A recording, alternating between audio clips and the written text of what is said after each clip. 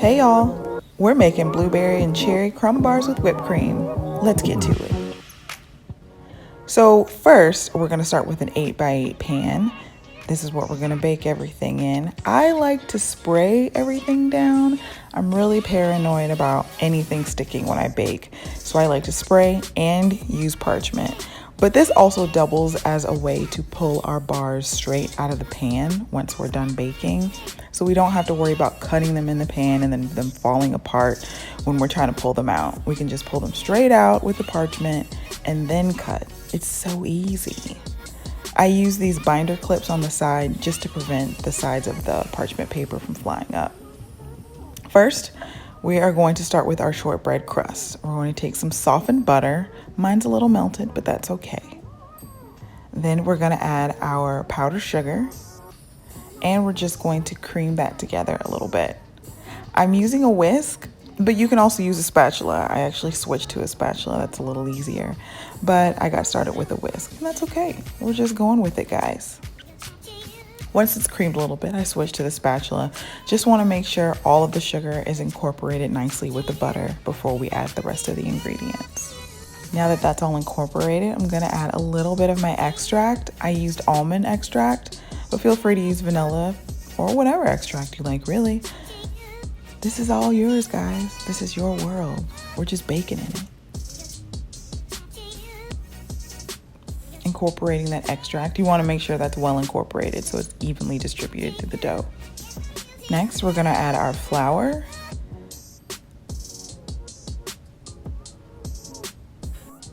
We want to make sure everything is nice and mixed together. Try to keep everything inside of the bowl. I'm working on it, guys. The shortbread dough will be crumbly, and that's okay. We're gonna press it down into our pan and then cover it with delicious fruit mixture and crumble. So it really won't matter, but the dough will be crumbly.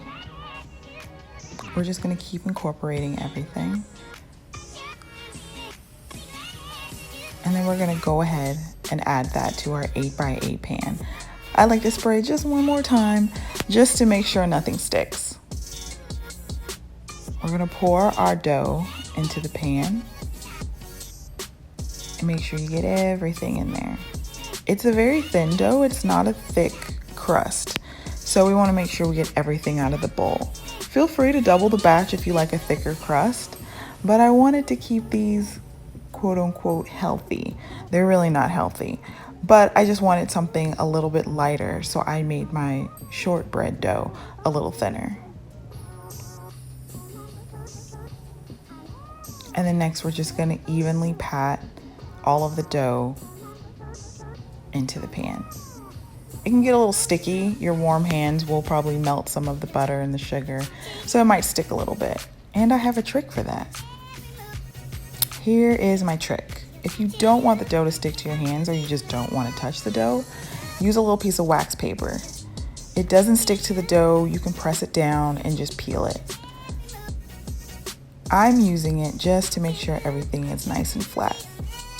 Now we're gonna bake at 350 for about 12 minutes. While it's baking, we're gonna get started on our crumble topping. We're gonna start with our brown sugar and some cinnamon mixed in, our flour, and our oats. We're gonna mix these all up.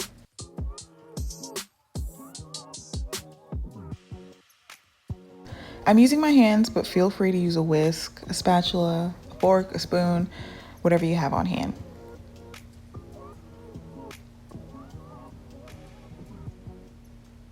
Next, we're going to add in our cold diced butter. I'm also using my hand, which I later switched to a fork. But you can use your hands, a fork, or anything that you have on hand. We're just going to make sure that we are cutting up our butter into the crumble just so we have nice pieces. Like I mentioned, I did get a fork. It was much easier this way. And we're just cutting up the butter into the crumble. Once we do that, then we'll add our melted butter. It's not a lot of melted butter, so we'll still have some dry areas in the crumble, and that's okay. We still have our cold butter that'll melt in the oven. Just make sure everything is nice and mixed and incorporated. Make sure to scrape all your utensils of all that extra goodness. This is the yummy part, so we want everything on top. Put your mixture to the side, and now we're gonna start on our berry mixture. This part is really easy, guys. We're gonna add all of our ingredients to the bowl at once. We're gonna start with our blueberries, our pitted cherries. Get all those bits.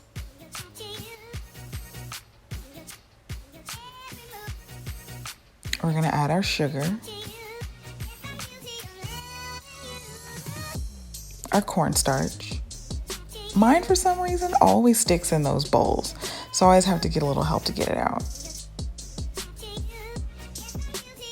And lastly, our lemon juice.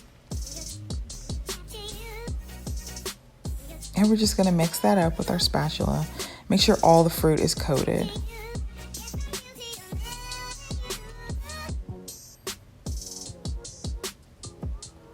I like to add just a little shake of cinnamon.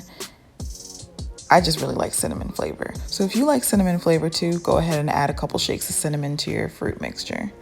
Make sure all that is incorporated into our fruit. Every piece of fruit needs some of that love. Once our fruit mixture is done, we're just gonna simply put it on top of our cooled crust.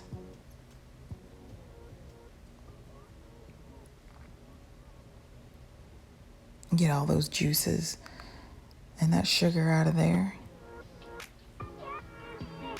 And then just evenly spread out your fruit. Next, we're gonna add our crumble. And you're just gonna wanna evenly coat the fruit with all of the topping, or as much as you can get in your pan.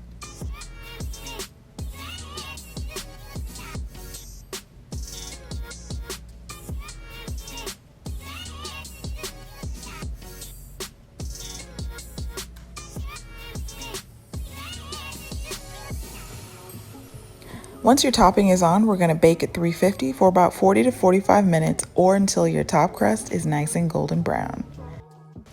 While we're waiting for our bars to bake, we're gonna go ahead and make our whipped cream. I like to start with a cold bowl and a cold whisk attachment. I just place them in the fridge for about 10 to 15 minutes before I get started. We're gonna pour in our heavy whipping cream.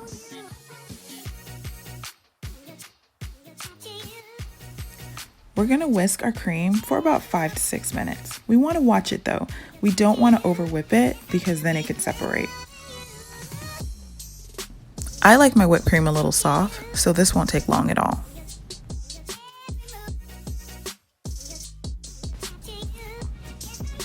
Once we have some peaks, we're gonna go ahead and add in our powdered sugar and our extract. I use vanilla.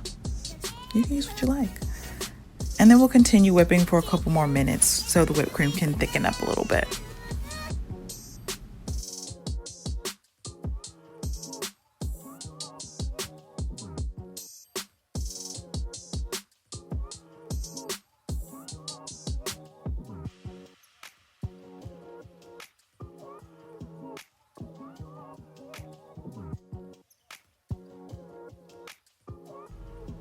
Once we see that the whipped cream has thickened up, we're gonna stop.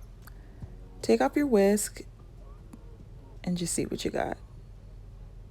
And that, my friends, is whipped cream. Really easy, really tasty, perfect for our bars. Now we're gonna pull our bars out of the oven. Here we go, guys. This is the finished product. Nice and golden brown, fruit is nice and bubbly. These are delicious, the perfect summer treat.